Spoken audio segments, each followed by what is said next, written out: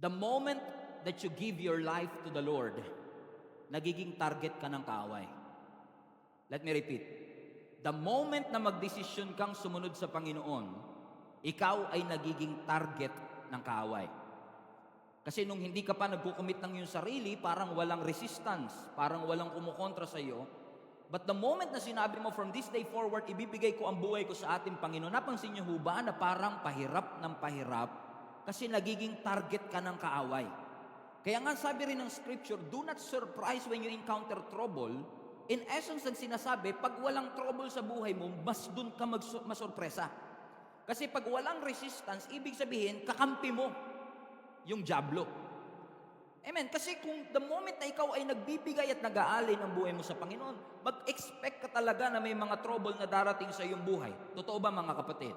The last time, a few weeks ago when I preached also in this pulpit mga kapatid, I have reminded you that following Jesus includes blessing.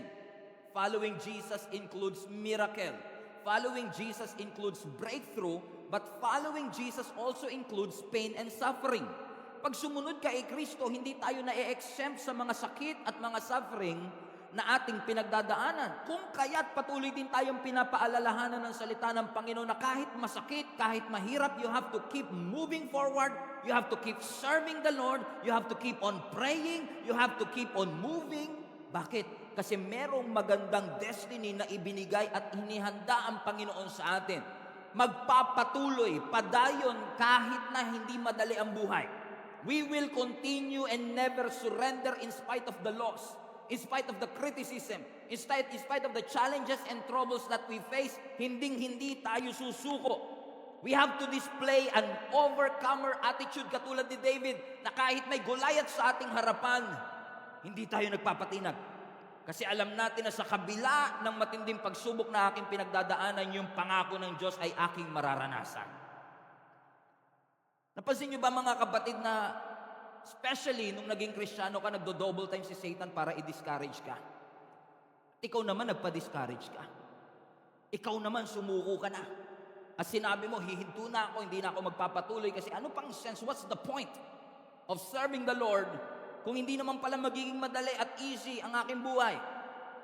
At gagawin ni Satan ang lahat, I always say this to you, kung hindi ka niya masusuntok at mapapatulog sa isang suntok, gagawin ni Satan ang lahat para pagurin ka, para ikaw na mismo ang sumuko. Ikaw na mismo ang magdesisyon na huminto at sumuko sa iyong buhay. Pero hindi ba kayo nagtataka kung bakit parang desperado si Satan na pabagsakin ka at i-discourage ka?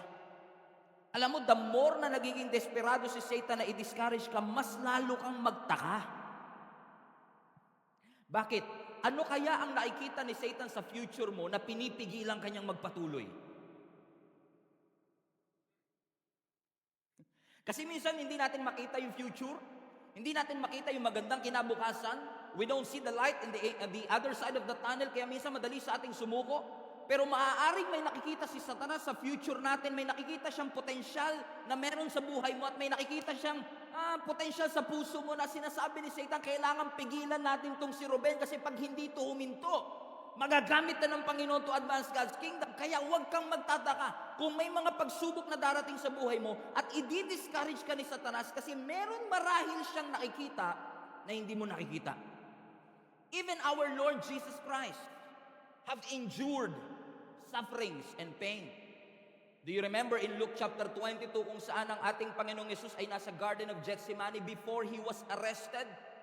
Nasabi ng Scripture, nung si Jesus ay nananalangin sa atin, ang sabi niya sa Ama, Father, if it is your will, take this cup, take this sorrow away from me.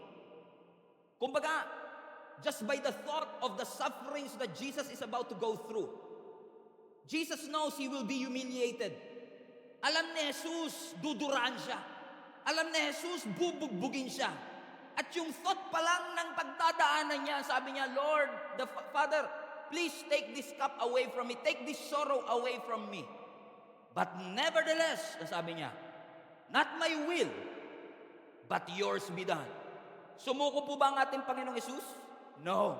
Kahit alam niyang aarestuin siya, kahit alam niyang ipapahiya siya, kahit alam niyang papatayin siya, ang sabi niya, Lord, hindi kalooban ko, Hindi convenience ko, Ama, kundi yung kalooban mo ang mangyari sa buhay ko. Bakit mga kapatid, kapag mas matindi ang purpose mo, mas matindi ang pagdadaanan mo. Let me repeat para sa mga hindi narinig. Kapag matindi ang purpose mo, matindi ang pagdadaanan mo.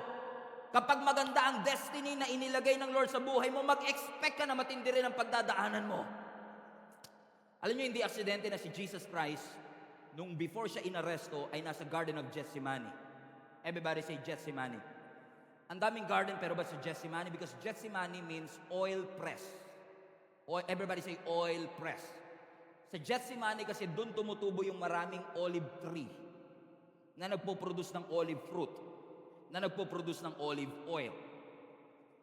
Amen? So, sa dami-dami ng garden, sa Gethsemane talaga, ang ibig sabihin ay oil press. Kasi maraming olives na nagbibigay ng maraming olive fruit na kapag piniga mo, magpo-produce ng olive oil. Ibig sabihin, yung oil lumalabas lang kapag piniga. So kapag may crushing, dun nakikita yung benefits.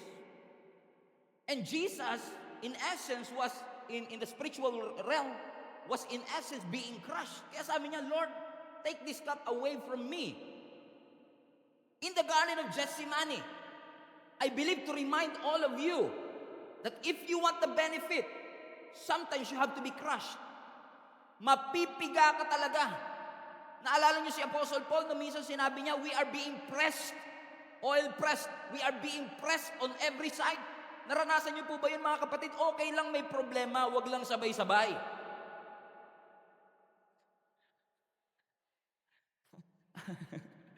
Alam niyo mga kapatid, kung may sekretary lang sana, may sekretary ka lang, sasabihin mo, Lord, yung mga problema, magpa-appointment naman.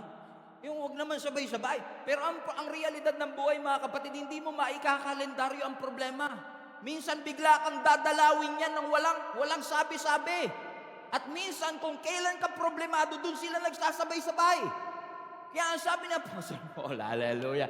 Kaya ang sabi ni Apostle Paul, sabi niya, Lord, sabi niya sa mga Corinthians, we are being pressed on every side. Ibig sabihin, kahit saan ako tumingin, may pressure. Kapag may crushing, dun lumalabas yung anointing.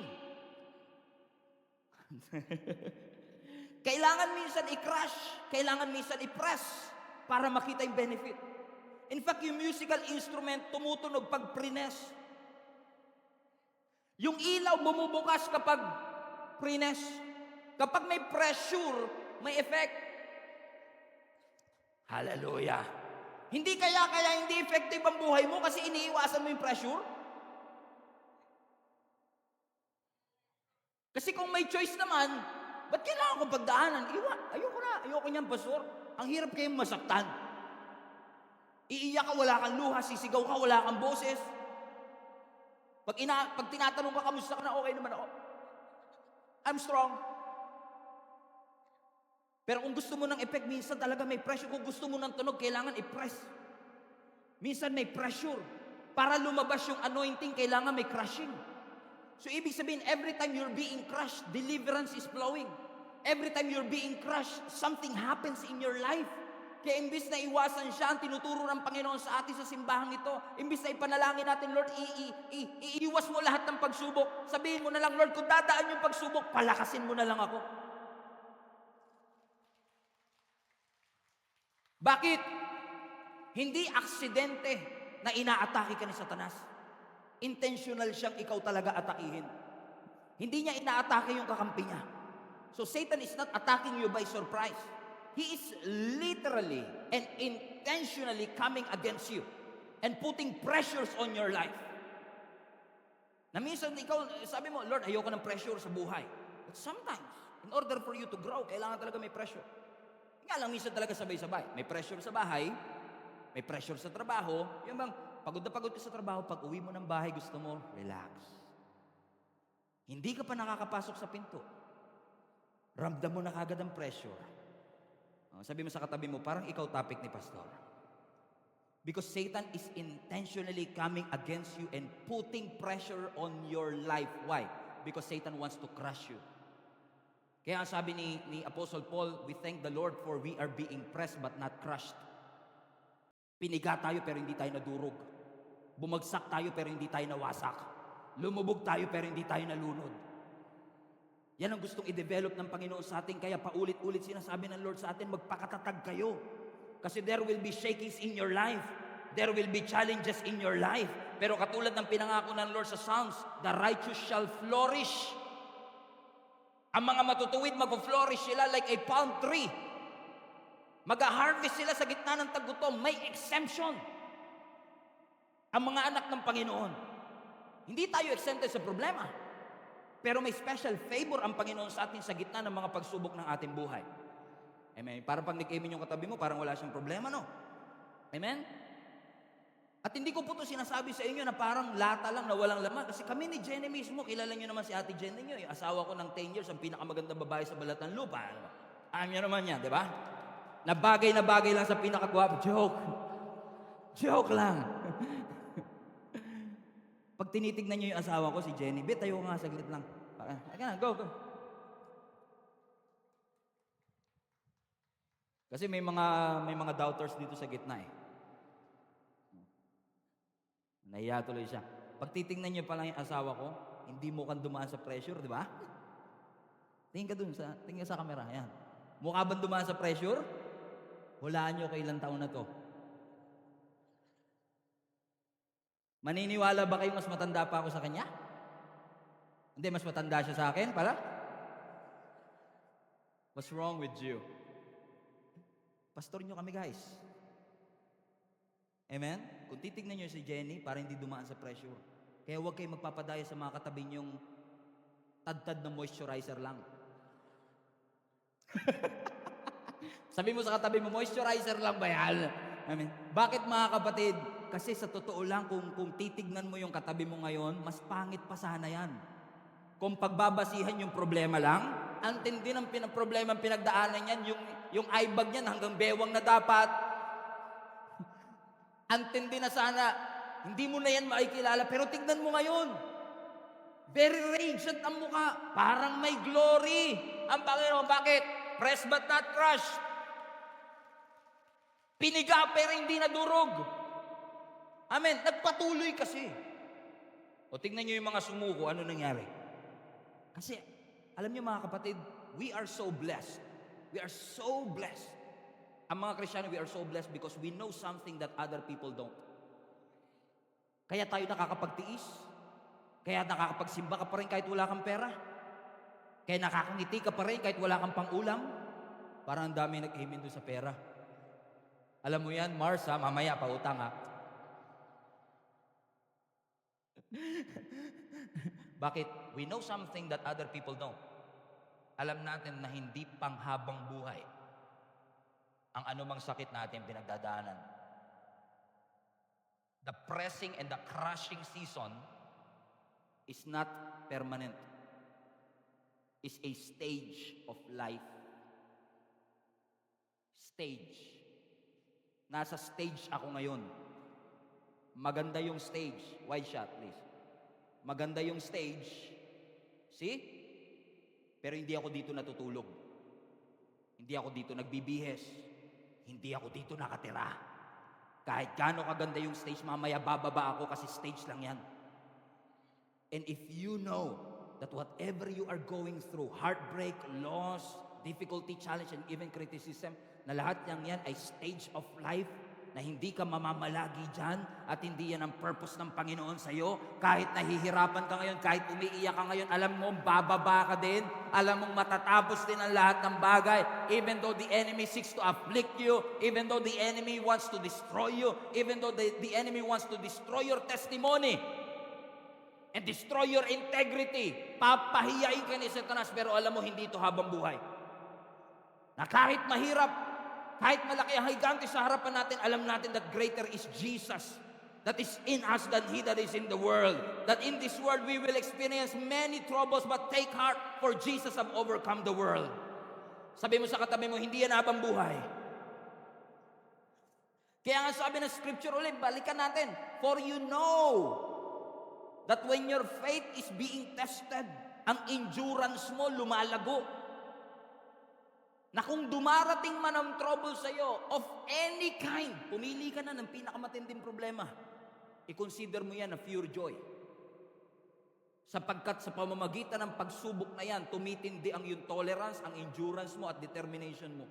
Mapapansin nyo ito mga kapatid, nung bago kang Kristiyano, ang sabi mo, I have decided to follow Jesus. Ngayon, I am determined to follow Jesus. Nagbabago talaga eh. Kasi minsan hindi sapat yung desisyon eh.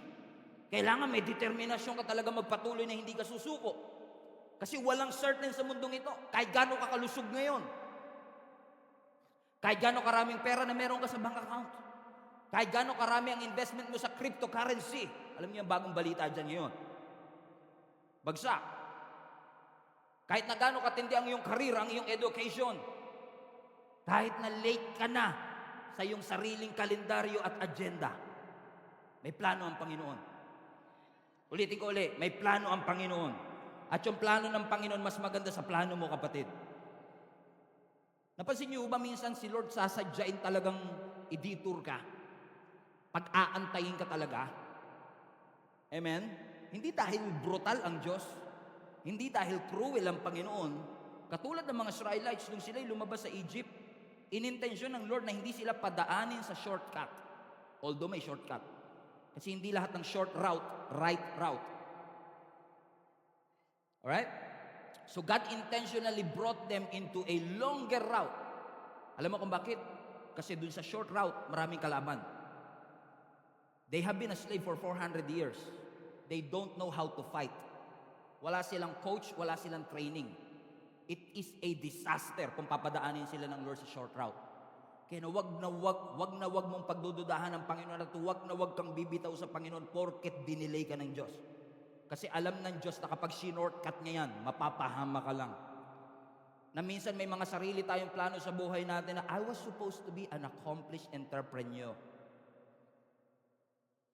I was supposed to be married by now. I was supposed to have millions in bank account right now. Ang dami natin mga supposed. I was supposed to have this. I was supposed to be enjoying the fruits of my labor. I should be in the promised land. And to your surprise, nasaan ka? Wilderness. Pero hindi ibig sabihin walang malasakit at pakialam ang Panginoon sa'yo. Ibig lang sabihin yan, may nakikita ang Diyos sa future mo na hindi mo nakikita. Because the Lord, sometimes kapag nanalangin ka, Lord, kailangan pa ba talaga to? Kailangan ba paabuti ba ng 35? Alam mo, Lord, nung high school ako, daming naniligaw sa akin. Crush ng bayan me. Lord, ngayon naman. Parang iniiwasan ako ng bayan. Katulad ng mga Israelites, no? Nasa wilderness sila. Watch this. They were delayed for decades. Kung wala silang tiwala sa Panginoon, nagkalas-kalas na sila eh. Salamat sa leadership, salamat sa pangako ng Panginoon, at salamat may plano ang Panginoon sa kanila.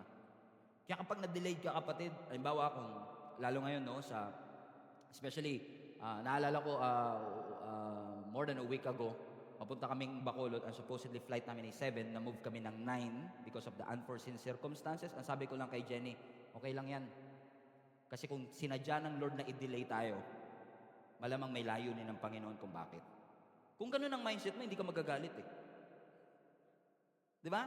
Kailangan lang i-train mo yung isip mo. Kung na-delayed ka, kung hindi siya dumating sa panahon na inaakala mo, sa panahon na ipinapanalangin mo, Lord, sigurado may plano ka. Because delay is not denial. Hindi porket dinelay ka ng Panginoon, hindi niya na magagamit at hindi niya na ibibigay sa iyo yun. You just have to trust the Lord.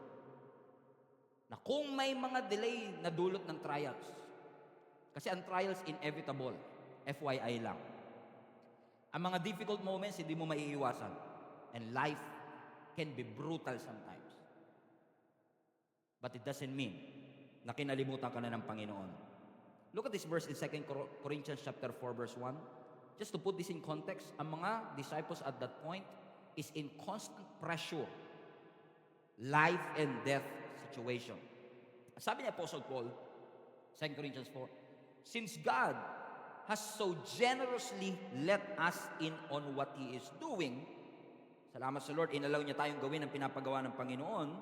We're not about to throw up our hands. Hindi tayo susuko and walk off the job. Hindi tayo basta hihinto na lang at tatakas just because we run into occasional hard times. Look at this mindset. Look at this mindset. As sinasabi ni Apostle Paul, alam ko may hirap tayong nararanasan, alam ko may mga pagsubok tayong nararanasan, alam ko may mga taong hindi agree sa atin at gumagawa ng kwento patungkol sa atin kasi gusto nila tayong patayin. In fact, sa mga early church, meron pang mga taong kaaway ni Apostle Paul na nagko-commit hanggat hindi namamatay sa Apostle Paul, hindi kami kakain. Ganon sila katindi, ka-determined na papatay si Apostle Paul. Pero ano sabi ni Apostle Paul? Huwag kayong susuko porkit dumaraan tayo sa occasional hard times. Hindi natin tatakasan ang pagtawag ng Panginoon kasi privilege nga ito in the first place. Akala ba natin pag naglingkod tayo sa Panginoon, worry-free? Akala ba natin pag naging Christian tayo at naging follower tayo ni Jesus Christ at sinishare natin ang gospel, wala na tayong pagsubok na pagdadaanan? Meron. Pero hindi porkit dumadaan tayo sa occasional problem, I love his mindset. Hindi porkit dumadaan tayo sa occasional problem, susuko na tayo. Kasi si Paul din naman na nagsabi nung text na binasa natin, kapag may trouble, opportunity nga yan eh. For great joy and growth. Grabe yun, pastor. Consider it pure joy when you experience these trials. May cancer ka. Lord, thank you. I consider it pure joy. When you do that, no, we can't seem to understand. Pero yung tinuturo sa atin ng ating Panginoon ngayon, even though you are experiencing problems and trial, consider it pure joy. Kasi kung gusto ka talagang gawin ng Lord na fireproof, talagang idadaan ka niya sa apoy. And that is inevitable. Masasaktan ka talaga. And to be honest with you, I used to believe na lahat ng tao ayaw ng pain.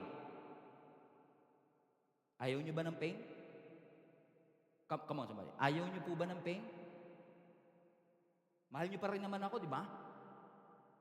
Pero sasabihin ko sa inyo ang totoo, hindi kayo nagsasabi ng totoo. Hindi lahat ng tao ayaw ng pain. Gusto mo ng pain. Basta may purpose. Ang ayaw natin yung pain na walang purpose. Halimbawa, natutulog ka isang araw. Tulog na tulog ka, humihilig ka, may tululaway pa. Bigla kang sinampal ng katabi mo. Bigla kang sinampal ng kapatid mo at nagising ka. Anong unang sasabihin mo? Bakit? Di ba? Kasi pag nasasaktan tayo, ang unang tanong natin, bakit? What's the point? Hinahanapan natin dahilan. Ba't mo ako sinaktan? Because sometimes kapag nasasaktan tayo, ang unang tanong kagad natin, why? Tama? At yung sagot niya dun sa why mo, ang magdedetermine kung magagalit ka ba o hindi.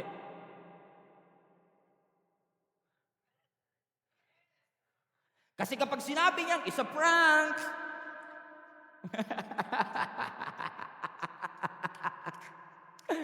o sige, it's a prank pala, next time, lagari kita dyan eh. Bakit mga kapatid? It depends on the reason why you did it. Tama mga kapatid? Bakit yung mga nanganganak, nasasaktan din naman sila? Amen? Pero nagbubuntis pa rin. Nakalabindalawa pa nga eh.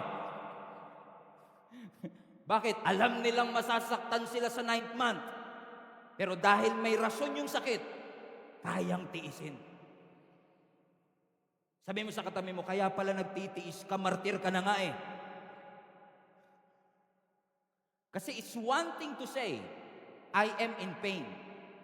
It's another thing to say, I am in pain for a reason. May rason to kung bakit ko pinagdadaanan.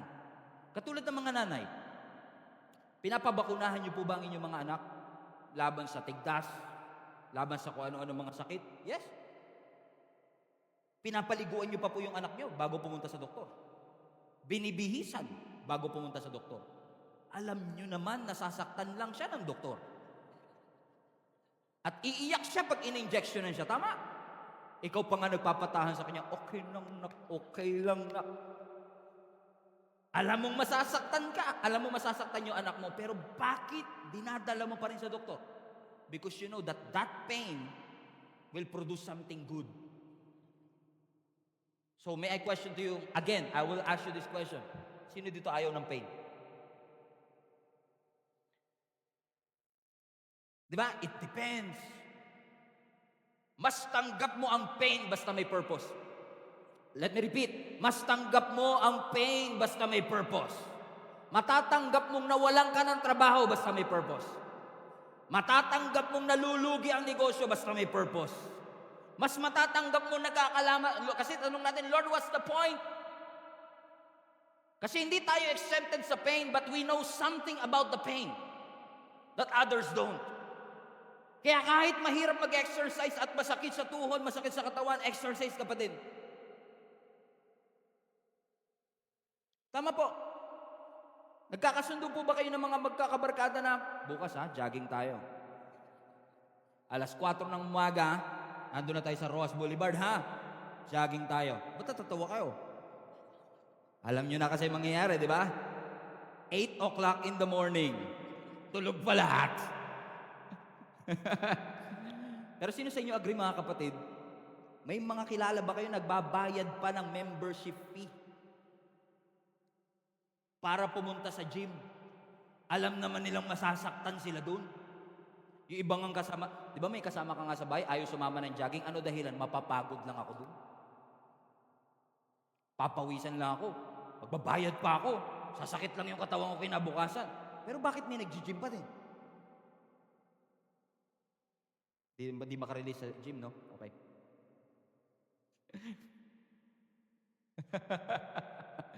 O sino to? May kakilala kayo nagsabi, sa 2023, diet na ako. Yan. Okay, sa 2023, diet na ako. Okay, may kilala kayo? O ikaw mismo to, no? Kaya tahimik ka. Okay, sa 2023, diet na ako. Tapos, sabi mo, hindi ako kakain ng dinner na. Ano na lang ako, after 6, okay, ganito lang. IF ako, intermission fasting. Magsasayaw ka habang fasting. Intermission. Di alam. Intermittent fasting, di ako kakain ng dinner kasi, because alas 8 na ng gabi, no? Kumakalam na yung sikmura mo, sumasakit na yung tiyan mo. May load pa ba yung grab ko? Pero bakit meron kayang tiisin? Kaya mo tiisin because you know that it will produce something good. So the painful experience in your life will remain painful unless you understand na may purpose ang Panginoon sa iyong buhay. Kasi kung alam mo na may satisfaction, alam mo na may reward, alam mo na may accomplishment, titiisin mo. Kasi alam mong hindi ka pinapahirapan ng Panginoon na wala siyang dahilan. Listen to me, mga kapatid.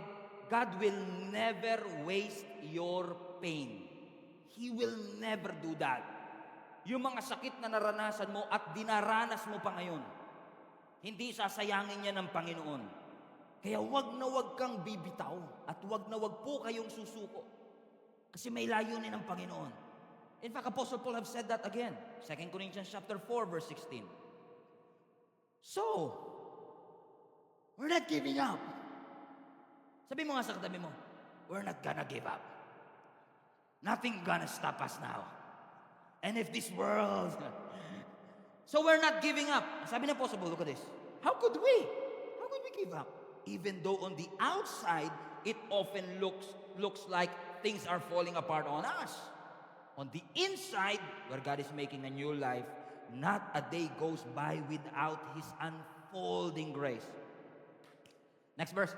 These hard times are small potatoes compared to the coming good times. Message translation. The lavish celebration prepared for us. Whoa! Mga maliliit na patatas lang yan, sinasabi ni Apostle Paul. Lahat ng ating pinagdadaanan, kung ikukumpara mo sa destination natin, walang-wala yan. Tiisin mo! Maganda yung view sa taas. Grabe makapag-encourage yung kasama mo, no? Hirap na ako, sakit na ng tuhod ko, sakit na ng katawan ko, maganda view sa taas.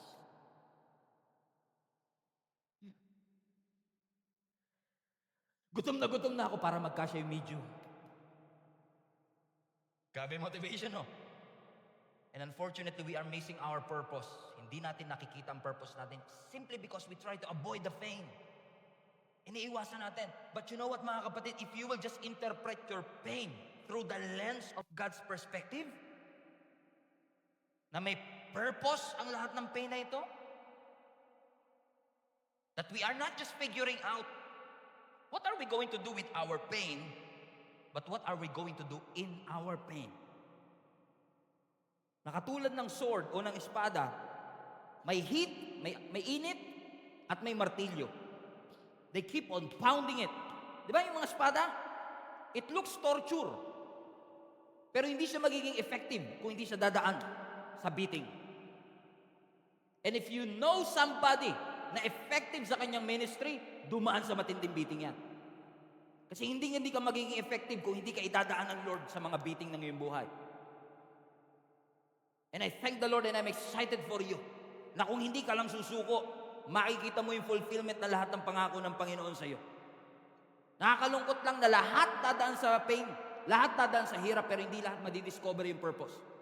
Kaya natin ito tinuturo kasi I want you to discover and I want you to be reminded, may rason po ang Panginoon kung bakit inaalaw niya na dumaan ka sa pagkawalan ng pera, pagkalugi ng negosyo, pagkawalan ng trabaho, pagkakasakit ng mga anak, paghihirap ng buhay, because God wants you to be stronger than ever. Palakasin ka para sa next season ng iyong buhay. And I'm not trying to be the smartest people here.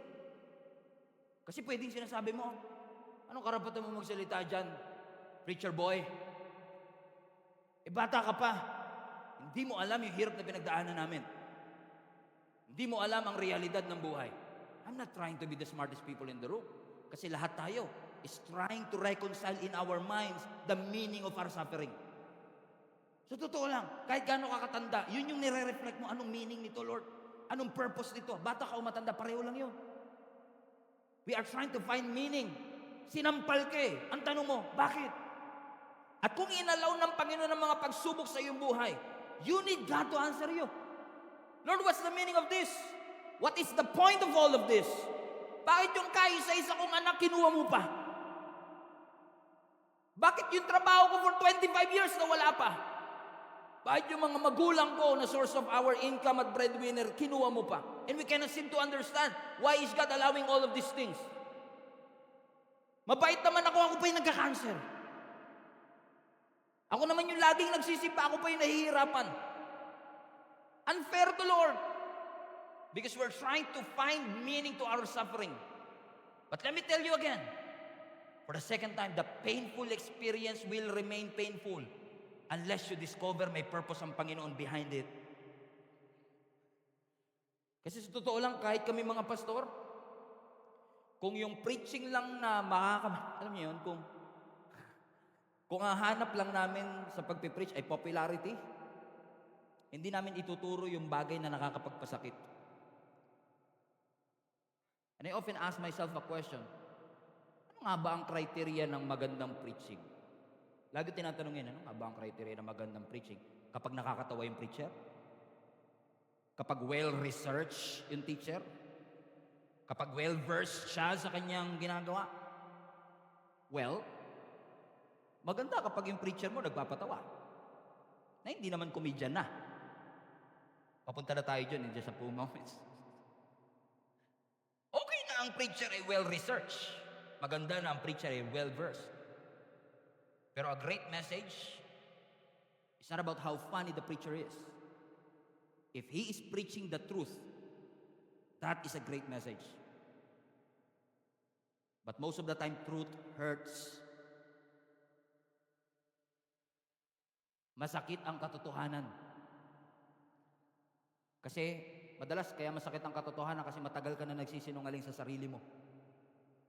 Kahit alam mo man naman, you're trying to convince yourself that you're doing a great job, that God is with you in all of that, and God is with you. But God will not tolerate you doing the wrong things because He wants better things in your life. That what He has started in your life, gusto ng Lord tapusin. Wag mo namang sukuan ngayon. Kasi si Lord nga may plano siya. Ang sabi niya sa atin, di ba? He who began a great work in you shall put it into completion. Gusto ng Lord matapos mo. Gusto ng Lord makarating ka sa finish line. Again, let me repeat. Hindi nakarating sa finish line, pero stressed out finished. Hindi survived finish.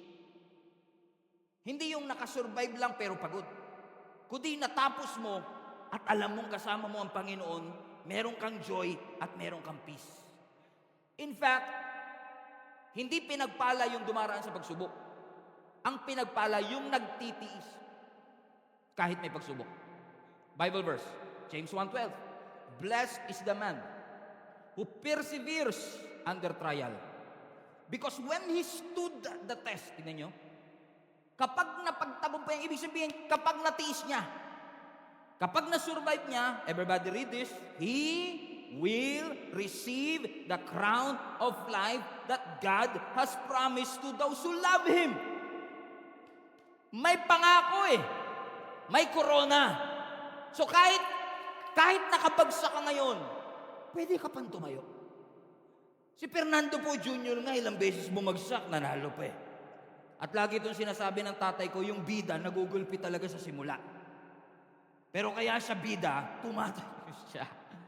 Naalala niyo si Fernando po, nakadapa na yung ganyan, di ba? Wala, napatay na. Dati pa naman, nung panahon noon, pag namatay si Fernando po, may nagpapatayan din sa labas. Hindi nila matanggap na namatay si FEJ. Hindi ko alam kung naabutan niyo yung era na yon. Talagang mga tao, love na love si FEJ, hindi siya pwedeng mamatay sa pelikula. Kasi makakapatay din sila pag si FPJ, madalas siya yung Google Pin. Kilala nyo naman si FPJ, lagi naka-jacket niya kahit mainit Pansin nyo ba? Naka-long sleeve, tapos pawis na pawis siya dito, di ba? Pawis na pawis, babagsak siyang ganun. Magkakaroon ng dramatic music. Kala mo, talo na siya Tapos biglang magpa-flashback. Lahat ng mga anak niya, kung paano sila naghirap noon, mga pamilya nila, all of a sudden, pagkatapos ng flashback, biglang magigising si Fernando Po Jr. na meron siyang panibagong lakas. Na sasabihin mo, isang suntok lang pala kay Patikito Diaz, talo na siya, kanina pa siya nagugulpihan. Ganun lang pala kabilis. Bakit? Dahil may naalala siya, may ipinaalala sa kanya, nagkaroon siya ng panibagong lakas. Yung sometimes, kaya tayo sukong-suko, hindi natin maalala. Kailangan mo ng flashback. Na lahat ng bagay na tinulungan ka ng Panginoon, lahat ng sakit na pinagaling ng Panginoon, lahat ng mga pintuang binuksan ng Panginoon, mga panahong hindi na kayo makakain pero pinakain kayo ng Panginoon, mga panahong muntik na kayo maghiwalay pero kayo pa rin ngayon. And when you start to remember what everything has done in your life, and when you stood the test, sabi ng Scripture, you will receive the crown of life. Kumbaga lahat na against sa'yo, pero naipagpatuloy mo pa. Nakasurvive ka pa din. At huwag na huwag mong uhusgahan ang buhay mo base sa season na meron ka ngayon. And I will call the worship team right now to help me out in this. There is a story in the Scripture, and I will close with this in Genesis 35. This is about the story of Jacob and Rachel. Love story nilang dalawa. Actually, kung hindi nyo pa nabasa yung love story ni Jacob, Rachel, yung love triangle nila ni Leah, yung love triangle na tatlo, I recommend you to read this. It's a beautiful story. Alam natin mga kapatid na si Jacob ay napang-asawa si Rachel at si Rachel ay nagkaroon ng anak. In spite na nung una siya ay baog. At ang kanyang napanganak, isa sa mga naging anak ni Jacob kay Rachel ay yung pinakabunso si Benjamin. Pero there is something that happened nung pinapanganak si Benjamin that I want to show you because we are doing this a lot. Look at this. Sabi ng verse 16. Are you here? Leaving Bethel, Jacob and his clan moved towards Ephrath. But Rachel went into labor while they were still some distance away. Watch this. Her labor pains were intense. So nung pinapanganak niya yung kanyang bunsong anak, ang tindi nung kanyang nararamdamang sakit. Verse 17. After a very hard delivery, the midwife finally exclaimed, "Don't be afraid. You have another son." Verse 18. Rachel was about to die, but with her last breath, by the way, si Rachel namatay at this point. With her last breath, Pinangalanan niya yung anak niya bago siya mamatay. Benoni! Nang ibig sabihin, son of sorrow. But the baby's father, however, called him Benjamin, which means son of the right hand. So, context. Nanganganak si Rachel, sobrang hirap ng kanyang pain. Ang naipangalan niya sa anak niya, Benoni. Nang ibig sabihin, anak sa hirap. Imagine niyo, mamamatay na lang siya, anak sa hirap! Yung pangalan mo. Pero buti nandun si Jacob. Binito niya kagad, no. Hindi siya Benoni. Alam kong nahirapan ka. Pero hindi mo siya pwedeng pangalan ng anak sa hirap. Kasi madalas tayo, pinapangalanan natin yung ating buhay at nagkukonclude tayo sa buhay natin based on our present circumstance. Hindi porket nahirapan ka sa isang season, hirap ang buhay. Kaya sabi niya, no, hindi Benoni. Ang pangalan mo sa kanya, Benjamin. Everybody say Benjamin. Anong ibig sabihin? Son of the right hand. Kasi si Rachel, pinangalanan niya yung kanyang anak in the season of her pain, in the season of her suffering. And sometimes people will name names on you based on your present circumstances. Na dahil bumagsak ka noon, ang tawag sa iyo bobo. Na dahil nahirapan kayo noon, ang tawag sa inyo mahirap. Na dahil may sakit kayo noon, ang tawag sa iyo mahirap. Pero do not allow anybody to name names on you based on your present circumstance. Hindi porket bumagsak ka, bobo ka na. Gawain ni Satan yan. That Satan will name you based on your struggle. Satan will name you based on your sin. Satan will name you based on the opinion of other people and based on your history. Pero hindi porket mahirap ang season na ito, magiging mahirap ka na forever. In fact, even Jesus, ang ibig sabihin, Savior. Nung ipinarenoffis na yung panganganak ni Jesus kay Mary, ang sabi niya, you would call him Jesus because he's going to save the world. Yeshua, Yesu, Joshua, pangalan mo sa kanya Jesus because he's going to be the Savior of the world. Question, nung pinanganak si Jesus, dahil siya ang Savior of the world, ano yung na-expect nyo? Dapat may armor siya. Dapat may espada siya. Asan ang palasyo niya kung siya talaga ang King of Kings? Asan ang kanyang trono kung saan siya talaga ang King of Kings? Kung papangalanan lang si Jesus based on that season, hindi siya karapat-dapat tawaging Jesus. And I say that with all humility. But Jesus was named not based on his present condition or based on his history. Jesus was named based on his destiny. Hindi ko makita ngayon, pero alam kong this baby will be the Savior of the world. So I'm not naming him based on his history. I'm naming him based on his destiny. And sometimes you are always frustrated, madalas kang disappointed, madalas kang malungkot kasi tinawag ka nila ng iba't ibang mga pangalan based on what you are going through right now. But this is a good news for each and every one of us. Do not allow somebody to name you based on your present circumstances. Katulad ni Jacob, Israel, pwede mong ibito yan. No! Hindi siya son of sorrow. Siya ay son of the right hand. Bakit? Mahirap ngayon, pero hindi ibig sabihin habang buhay yan. Romans 8:18, I consider that our present suffering are not worth comparing with the glory that will be revealed in us. Kung ang uusgahan mo lang ay yung present suffering, susuko ka na. Kung ang pag-uusgahan mo lang yung present circumstance, marami kang ipapangalan sa iyong sarili. Katulad ko, pinangalan ng alien, mongoloid, pamilya ng mga Sorais, sinabihang walang mararating, walang talent, tamad, walang future. Pero maraming salamat sa Panginoon. Stephen, amen, is called, kahit na sinabihan nila ng mali noon, kahit hindi pinaniwalaan noon, salamat sa Lord, meron siya magandang destiny na ibinigay sa bawat isa. At alam kong ganun din sa iyo. May purpose ang Panginoon sa iyo. Gagawin ni Satan ang lahat para sumuko ka. Gagawin ang lahat ni Satan para makrush ka. Gagawin ni Satan ang lahat to break you. Pero God allowed you to go through that. Listen to me. God allowed you to go through that not to break you, but to make you flexible. To make you flexible.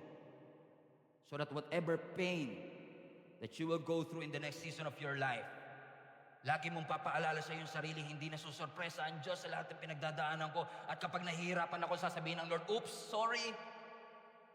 No, God is not surprised with what you are going through right now.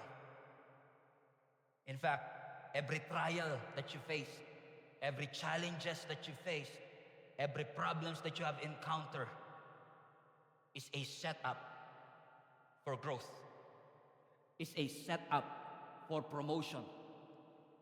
I live in this world long enough to realize na maraming promotion nakapackage sa pain. So it's your choice.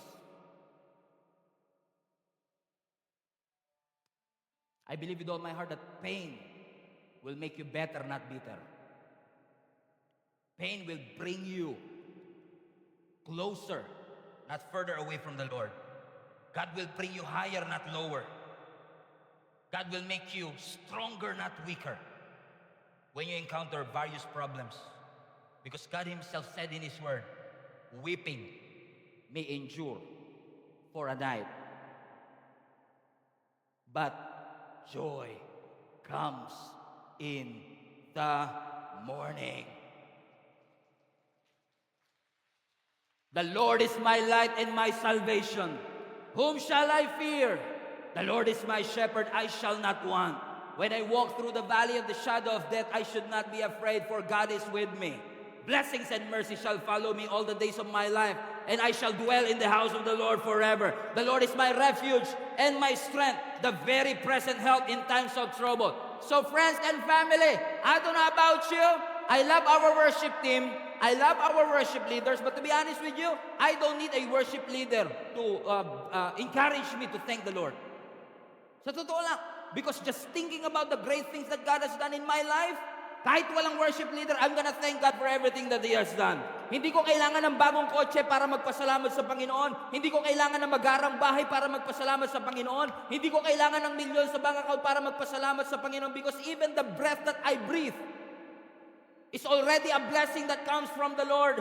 And He is a good God. He is amazing. So Lord, maraming salamat for you are not wasting our pain. Na may rason ang Lord sa lahat ng bagay na iyong pinagdadaanan. So anumang bagay na pinagdaanan mo in the past, don't ever think that your best days are behind you. Because the best days of your life are always in front of you. God is always there preparing something good in advance for you. Just remember, God has a purpose for your pain. God has a purpose for your pain. God has a purpose for your pain. God has a purpose for your pain. God has a purpose for your pain. Everybody, say that with me. God has a purpose for my pain. Ano mang sakit na nararamdaman ko, may purpose ang Panginoon. Ano mang hirap na pinagdadaanan ko, may purpose ang Panginoon. Hindi hinayaan ng Lord na dumaan sa hirap ang aming pamilya na walang dahilan. May rason ang Panginoon kung ba't niya inalaw ito sa amin. Because God has always have a purpose for my pain. Sobrang hirap na kasi, Pastor. Di ko alam, parang feeling ko mawawasak na ako. Paano kung nawasak ako? Well, kung mawasak ka man, God will fix you. Paano kung mag-crush ako, Pastor? Well, kung mag-crush ka man, God will build you up. When you're down, God will lift you up. When you are in trouble, God will help you out. When you are broken, God can make you whole. He will.